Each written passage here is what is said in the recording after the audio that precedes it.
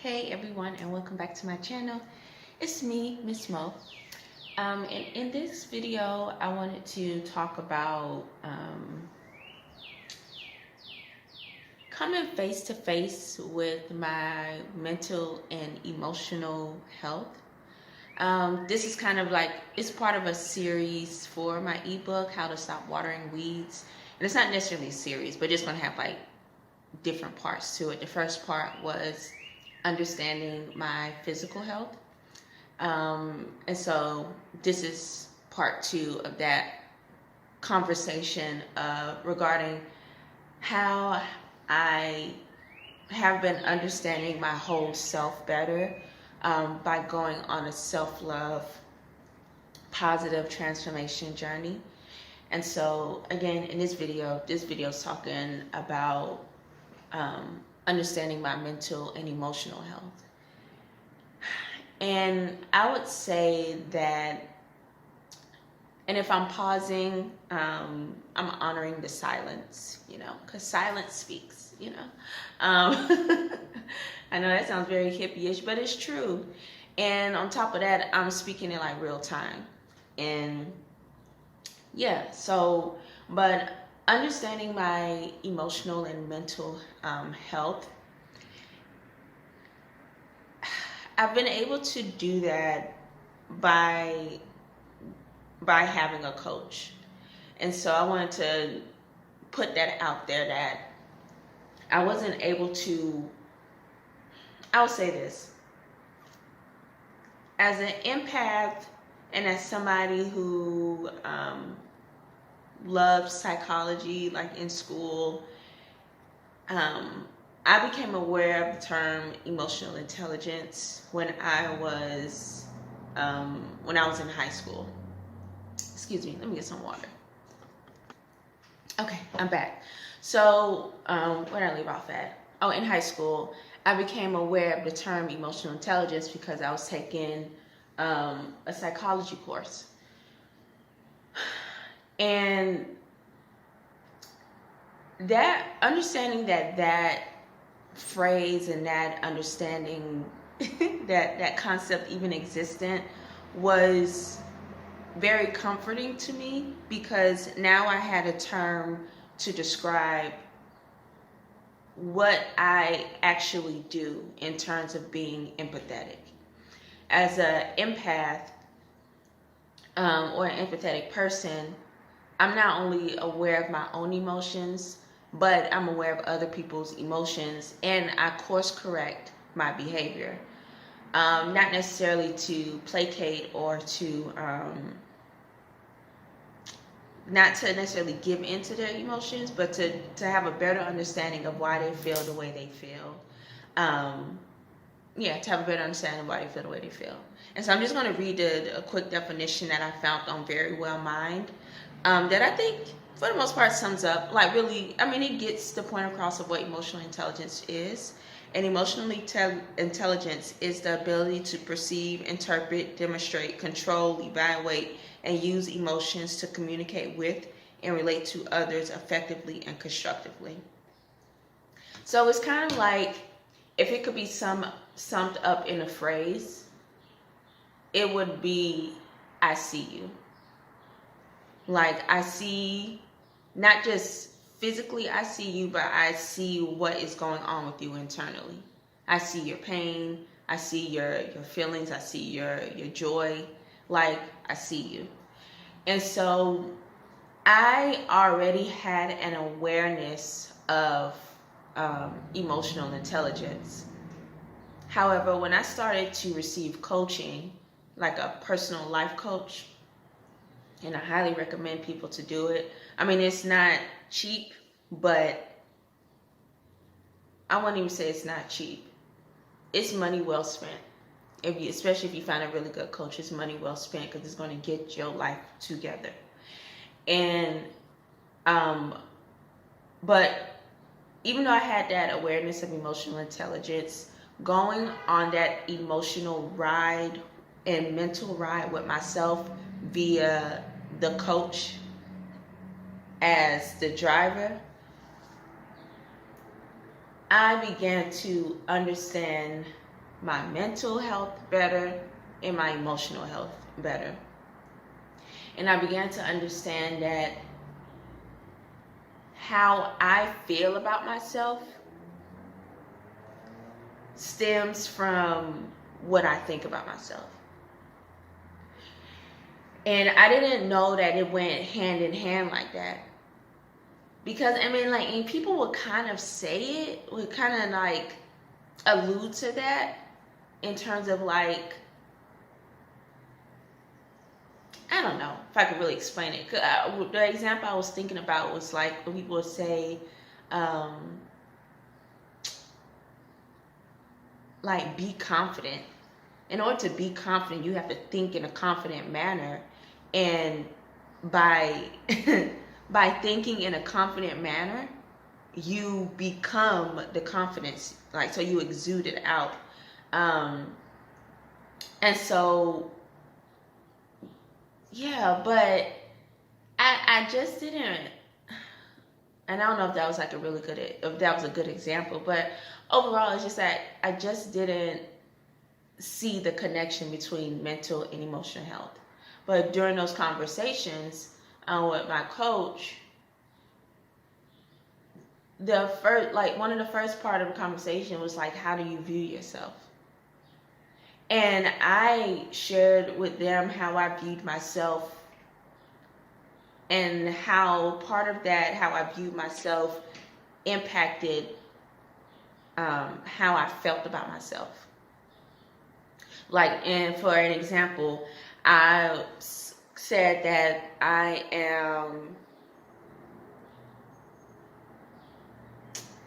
said something about, like, I said that I'm weird. Like, something along those lines. Not even weird. I didn't say weird. I do think I'm weird. But I said something like I'm quiet, or it was something like, I'll just use it, I'm quiet. And that would impact how I would tell myself that I'm quiet. Therefore, that would impact the way that I would show up in spaces, and how it impacted how I felt about being in those spaces. Because I would tell myself I'm quiet, so I would come into these spaces quiet, and then by being quiet, and sometimes not uplifting things that concerned me, and seeing how other people might, in my opinion, dominate conversations, in which sometimes it's not even dominant, like they're not necessarily dominating, they're just engaging with the conversation and engaging with others. I would sometimes interpret that as,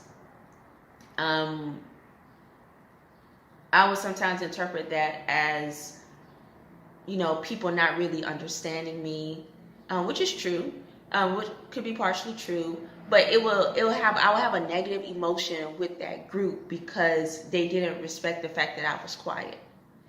But the reason why I was calling myself quiet was because that's how other people viewed me. However, I didn't view myself as quiet. I'm reserved. I don't fuck with a lot of people, but I'm not necessarily quiet to the point that, and I'm selective about, I'm mindful about how, when and when not to speak. But, people will just call me quiet, stamp that label on me, and then keep it moving in terms of like how they treat me. And because I wasn't, because I took on that persona of being quiet, I wasn't as vocal when things were disturbing me, and which therefore caused me to have a negative emotion, or negative feelings about the people that I was interacting with, in terms of like feeling as if they didn't really understand me, they just wrote me off, not feeling as if my opinion mattered. And by going through this whole coaching journey, and I'm telling y'all that it was a very difficult journey to go through, because you realize that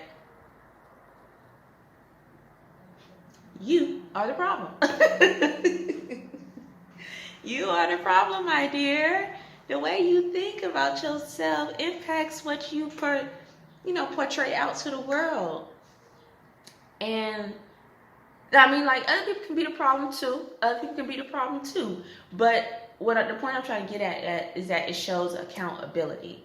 It makes you more accountable to the type of life that you want. Like, nobody is stopping you from talking. No, you have just met these people. Going back to the example about me being quiet, you have just met these people. Therefore, why are you taking with you old perceptions of you into a new space, and then using that perception to dictate how you interact with these people? And then coming back and saying, like, man, fuck these people. They don't understand. They don't know. They this, they that, they this. And you coming into spaces angry and annoyed. And it's like, baby girl, me talking to me. After going through coaching, whatever you think about yourself, that's what you're portraying out to the world. So, but if you want to portray something different, think differently about yourself. So, again, like, yeah, I'm just gonna sit with that for a little bit till I get my thoughts together. The journey of, like, understanding yourself, it's a tough journey. And in adulthood, it becomes tough because you realize how different situations, different conversations that you have had the opportunity to be a part of, just by living, just by being, just by existing, how those have impacted you to the point of how you interact with yourself. And that's what coaching has made me do, is meet me. But meet me in two different ways. Meet the negative aspect of me and meet the positive aspect of me.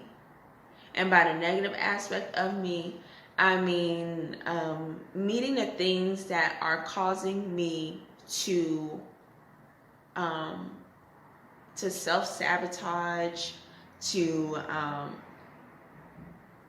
make myself anxious, to downplay who I am and what I have to offer. Those are the negative aspects of me that I had to meet. But then I also had to meet the positive aspect, the positive side of me, the side of me that embraces my beauty, especially if it may be considered flaws to others. The positive side of me in regards to not being ashamed or feeling guilty when creating boundaries. The positive side of me of using my voice when things are not right. Because, like, in full honesty, for my particular coaching, I got to meet my saboteurs. And the saboteurs, and I feel like I mentioned this before too, but the saboteurs are just like negative thoughts that you have, negative, I guess it's like negative thoughts or like negative actions that you have in regards to yourself. But I think it's more so thoughts, negative thoughts. And when it came to utilizing my voice, my pleaser and my avoider were very prominent. Primarily my pleaser. My pleaser, again, as the name implies, is very focused on pleasing others, even if it's detrimental to my own health, mental, emotional, physical, spiritual health. I will engage in activities to make sure that others around me are happy. Uh-oh, what those dogs doing? Sorry about that, y'all. And so I lost my train of thought. I just had to see both sides of me. And I like the positive side of me. I like what I could be if I'm not everything to everyone. Because the negative aspect of me, in which I am everything to everyone, I take on however people define me. That aspect of me, I felt as if I've been living with that for a majority of my life.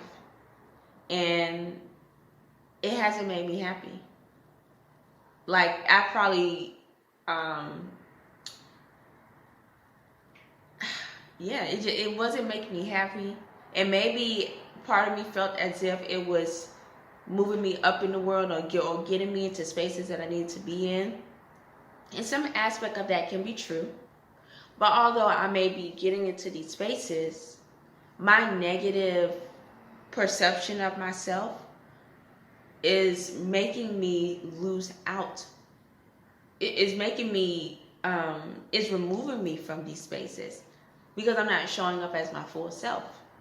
However, on the positive side, the positive aspect of me, I'm showing up as my full self. And I recognize that if I'm in a space, I'm meant to be there. And if I'm meant to be there, I should honor who I am and who God has made me to be and show up as my full self. So, it's been a real journey going through coaching, and I wasn't necessarily sure what coaching was. But after going through it, I'm like, God knew I needed this, because the path that I was going on,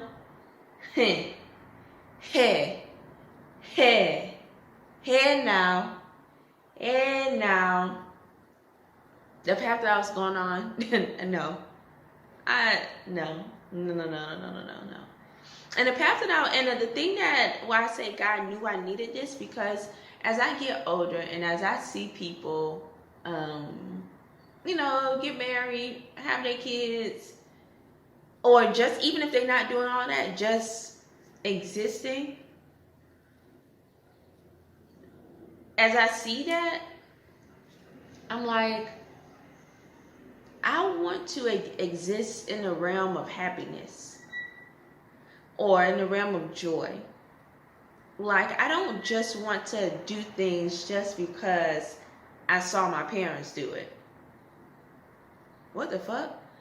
Like, to be an adult, to see the fuckery that goes on within society, and to not say anything about it, to not recognize it, to not even recognize it to the point that you see it as a problem, to just go with it because that's just what you do. I didn't want that to be my life. And if I were to have kids, I know I wanted to be in the best mental and emotional health possible if I'm going to raise a child or children. And some of the things that I've seen with parents, whether it's a mother or father, but unfortunately I've been seeing a lot of mothers doing a lot of fuck shit, is that I don't want the trauma and the pain that I have experienced in my life I don't want to put that on my child. And a lot of parents that I've seen, especially these moms out here, for side note, men, fathers, if you have, people make fun of like, oh yeah, that's a crazy baby mama, ha ha ha ha ha. For the men that are experiencing that in real life, hey, I don't know what that means.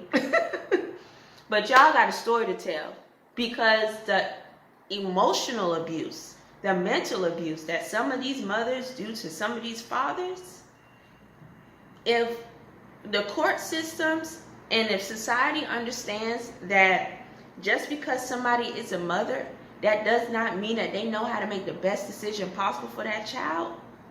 If they understood that, some of these mothers who have full custody of their kids would not have full custody of their kids, because the emotional and mental damage that they are doing to these fathers, they can be doing, and they most likely are doing, the same thing to their children, to the point that they are raising some badass kids, some sociopath type of kids, because they have no emotions, they have no empathy, they don't have no emotional intelligence to understand that the type of shit that they doing is not right, because one of their sources into this life, their mother, is so mentally and emotionally damaged, and they didn't get that shit fixed because they saw their mother mentally and emotionally damaged,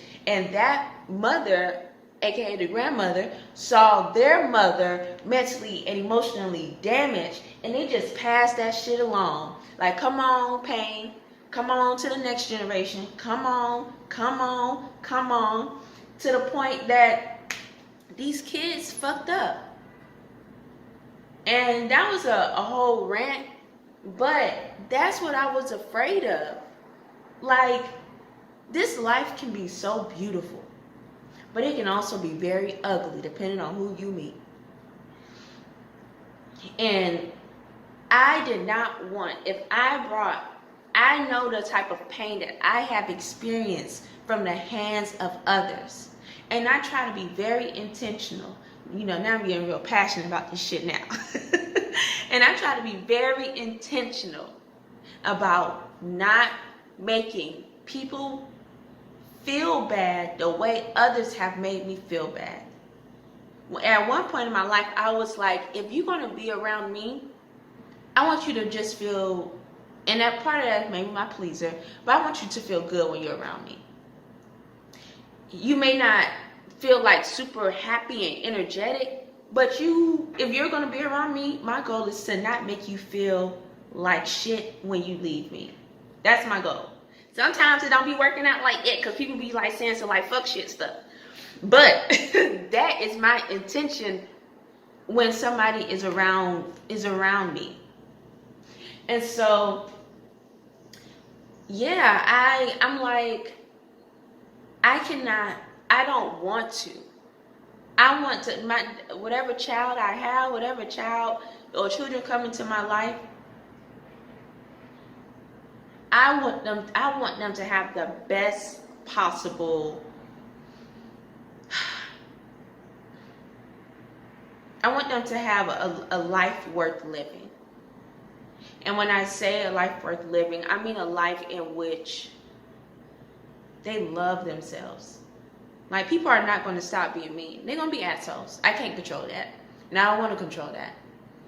But what I don't want them to do is take people's asshole comments and allow that to define who they are and how they choose to move.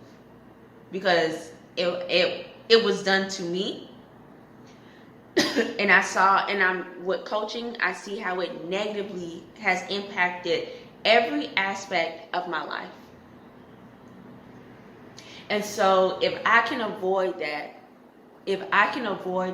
with my children by getting my shit together, I'm going to do that. So before I even did coaching, I was already starting my YouTube channel.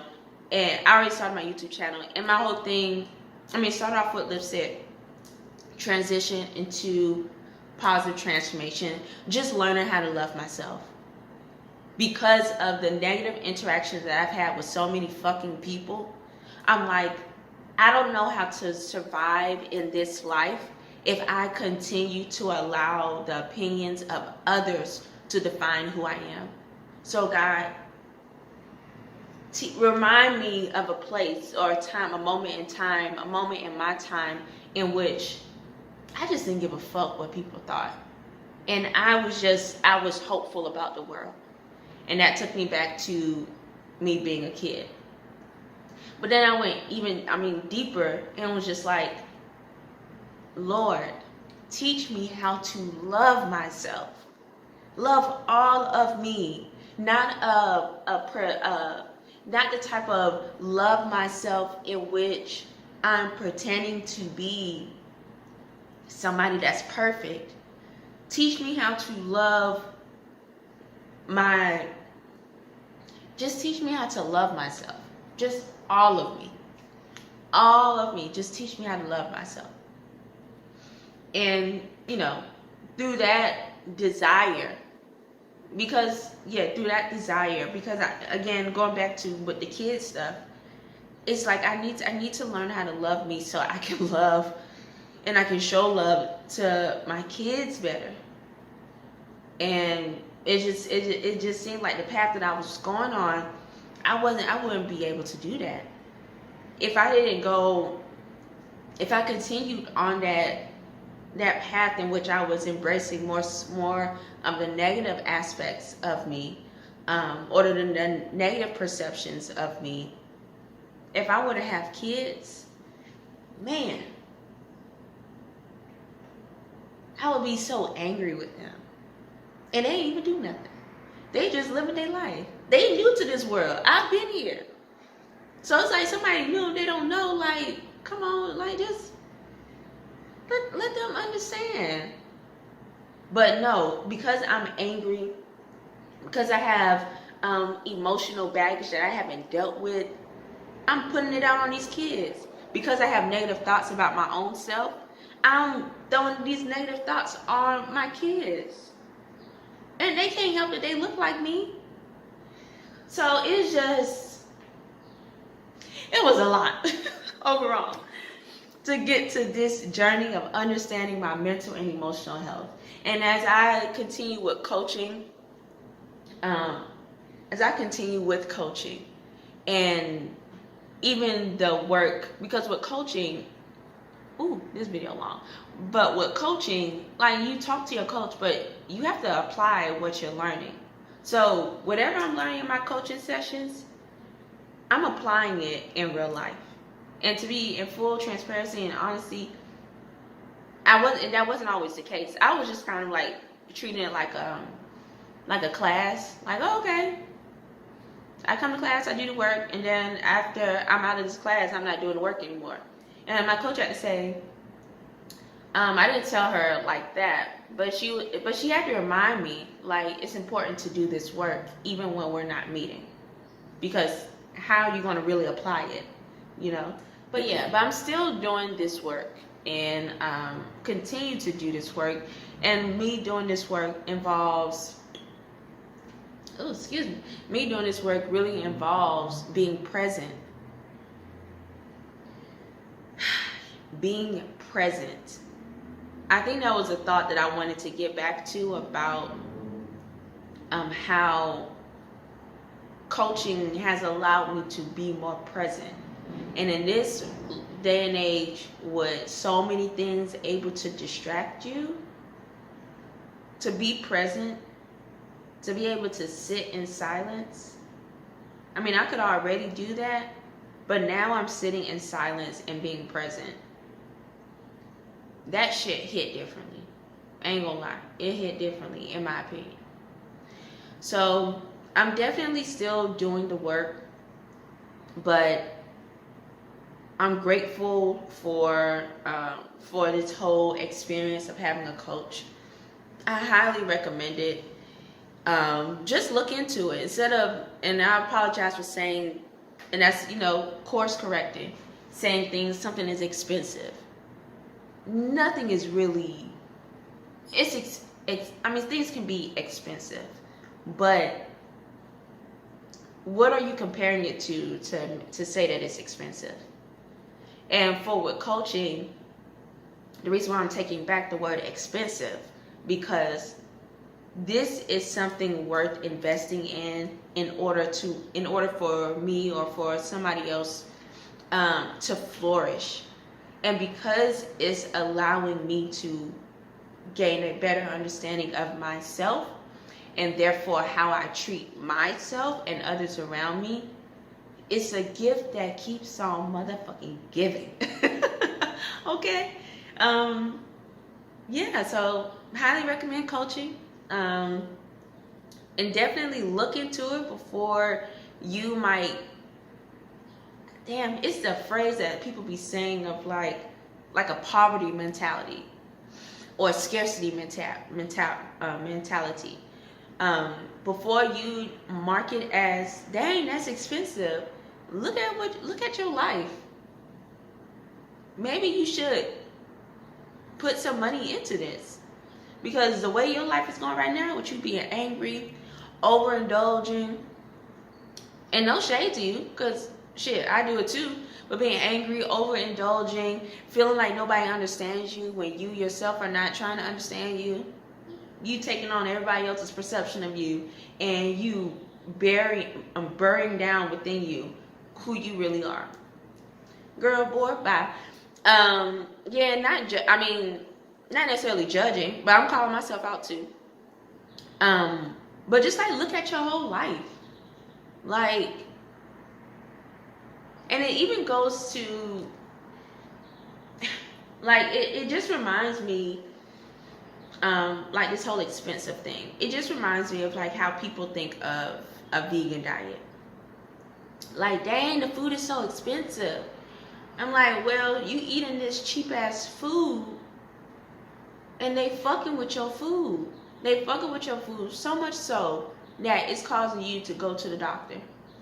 Make proper investments in your life in regards to you, so that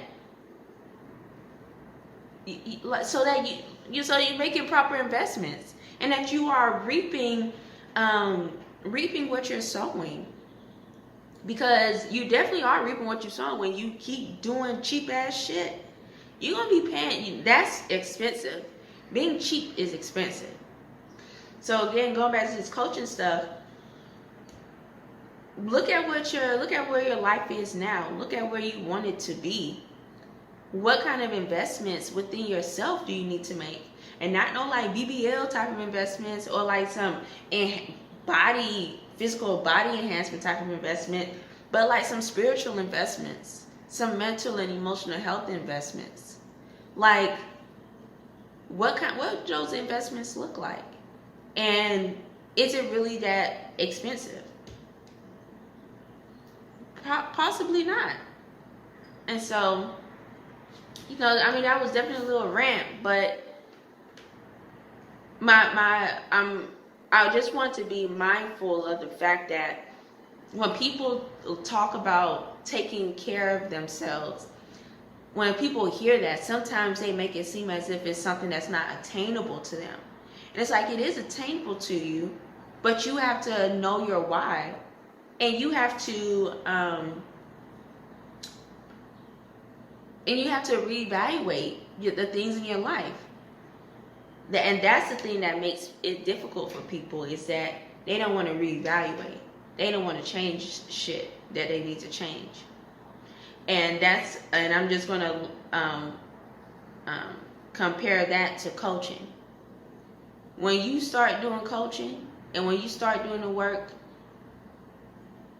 I had this realization the other day when I met with my coach of like, this is some hard ass work to do. because this is some internal shit that you have to see. You have to see it. See how it has, not only recognize it, but you have to see how it has impacted your life. And you have to change it. It's all about accountability and change. And a lot of people, first, they don't want to be accountable to themselves. Secondly, they for damn sure don't want to change shit. So in order to go through coaching, you have to be accountable and you have to change. And that's hard. So it's a lot of work. But it's the most, I'll say this, it's the most cost-effective thing that I have ever, one of the most cost-effective things that I have ever engaged in. Because it's bearing so much fruit. I'm like, God, like I know what I asked for, but you really be showing up and showing out, God.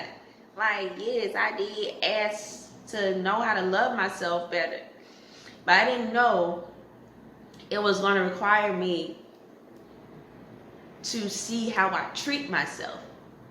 Oh, I didn't think it would require me to see how I treat myself so I can see how I should love myself better. Y'all, oh my goodness. Yes. Yes, y'all. Definitely invest in a coach. Definitely invest in a coach. But even if your funds are not there yet, engage in other things that will allow you to understand your mental and emotional health better. And and that requires you to be present. And just ask the question, why? Why is a very powerful question. And once you start to answer why, it's like you can't unsee it. And if you choose to unsee it, hey, you choose to be toxic. You choose to be toxic. Because once you start asking yourself why, you're going to be like, that shit ain't right. Either you did something that wasn't right, or somebody did something to you that wasn't right. So, yeah. Let me just end this video. Thank you all for watching. Definitely, if you would like to purchase the ebook, and it's more so like a guide, because there are a lot of self-help books out there, but sometimes people really need to understand how to start.